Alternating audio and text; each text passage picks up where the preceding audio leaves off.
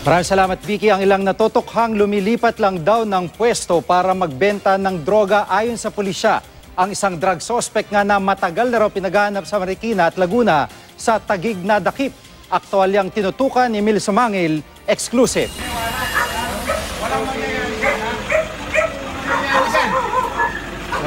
Ito ang aktual na pag-aresto ng CIDG sa suspect na si Eduardo Calumpiano sa Taguig.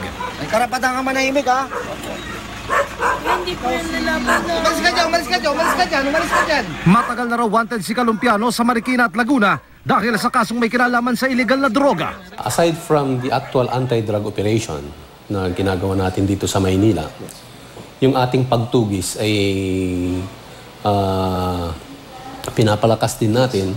At ngayon, ayon sa pulisya, sa Taguig naman daw pumutok ang pangalan ni Calumpiano bilang isa sa mga nagpapagalaw ng shabu sa lugar. Binabagsakan sila ng minsan ilang gramo at sila ang nagiging distributor dyan sa Barangay Panam. Hindi naman ako gumagamit.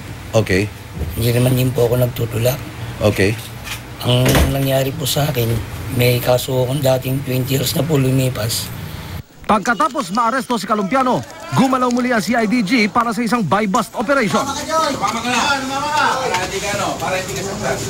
Pagkatapos na maka-score ang undercover police officer ng shabu, agad na dinakip ang isang owit Tagnipis. Gaya umano ni Calumpiano, si Tagnipis ang source ng shabu sa Barangay Panam at pinagsama sa Taguig.